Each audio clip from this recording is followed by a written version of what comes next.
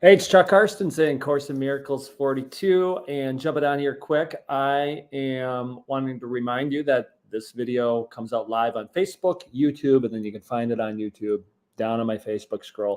And then on the Real Life Impact Podcast, if you search that on Apple Podcasts, you can find my last episode. Sometimes I reference them.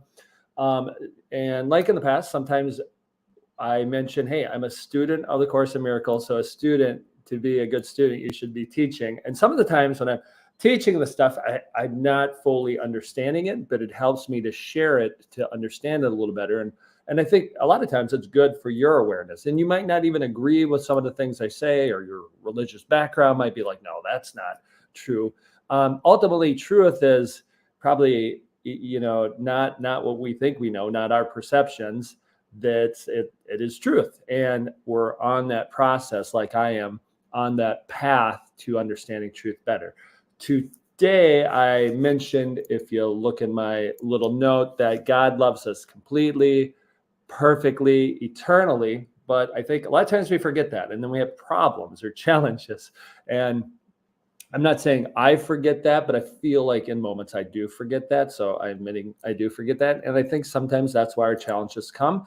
Sometimes we go through challenges. I've mentioned a couple challenges I've gone through in the last few months on past episodes. Sometimes we go through challenges because they're meant to make us better, stronger, get us into our purpose, our path, our destination. So wanted to mention that. And that's something that everybody could understand from your process, where you're at, where you're going, how you're getting there. And obviously, a lot of times we get off track. So here's what I want to share. I mentioned also sometimes we're in a war against ourselves. So I'm actually going to read from the Course in Miracles. So if you're watching the video, I'm going to be looking down. Otherwise, you would not know that if you're just listening. Do you not realize a war against yourself would be a war on God? Is victory conceivable? And if it were, is that a victory you would want? The death of God, if it were possible, would be your death too. Is this a victory? The ego always marches to defeat because it thinks that triumph over you is possible, and God thinks otherwise. This is no war. It's only a mad belief that the will of God can be attacked and overthrown. You may identify with this belief, but never will it be more than madness. And fear will reign in madness and will seem to have replaced love there. This is the conflict's purpose. And to those who think that it is possible, the means seem real.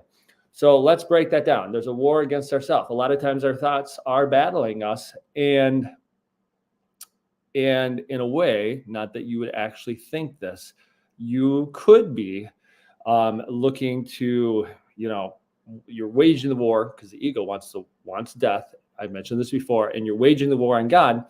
And I'm looking down on my notes. You couldn't actually defeat God. Now, some people don't believe there's a God. And I think in a way, it's unconsciously like they don't want to go to war with God. They know they lose. So if there's no God, then I could maybe still win this battle that we have with the ego and march on. So that is one possibility for not warring on God, just saying there's no God. There's other possibilities as well.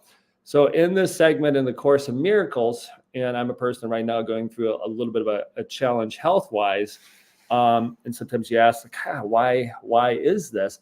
Well, over the course of time, I probably have warred against God. And as it goes on, it talks about the illusions and things that are temporary, are not real, are not truth. That in general is what the Course would reference as illusions. So some of your fears, which you think are truth, are real, are happening, and yep, it seems like they're happening because you had this heart issue or whatever it is, are the illusions that you put all your energy into, or some of your energy to. You talk to other people about them and it becomes a problem, but they're actually just illusions. But that's creating a war that actually is against yourself.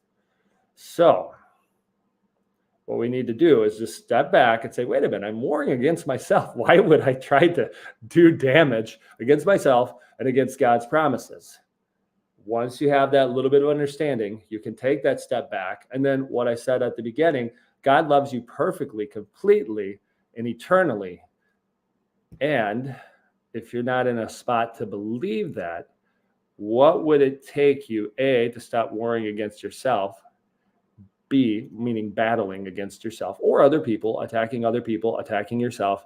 And B, what it would take you to believe that God does love you completely, perfectly, eternally. So for, obviously, I'm in real estate. What we do often end of the year is like evaluate the business, make some adjustments to the business. What do we have to do a little more of, a little less of?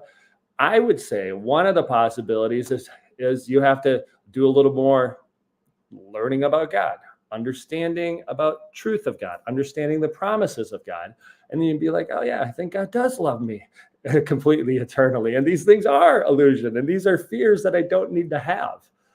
And eventually, as you do that over and over, consistently over time, you will come to that realization. It can happen in an instant, and it can happen over time.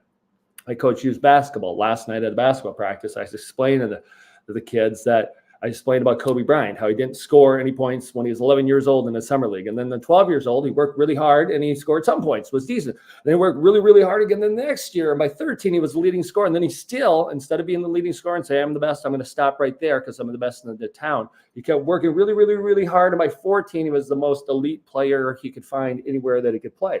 So like in basketball, like in business, it takes effort, time, consistently over time, very likely for most people to also understand the promises of God, that you are loved completely, eternally, forever. And then we also have to understand what is hurting us or killing us, which is the attacks against ourselves and other people, which is actually an attack on God. And you won't want to do that. That is a losing battle. And you're siding with the ego, which is also like, hey, let's just lead ourselves to death. That's literally a very simple teaching of the course that I'm sharing with you because it's something that probably doesn't get shared a lot that way. Hopefully this helps you. It definitely helps me understand where I'm at, where I'm trying to go, and some of the pitfalls I face. So thank you. Have a blessed day. If I don't do this again before Christmas, Merry Christmas. I do plan to do one more though. So have a wonderful day.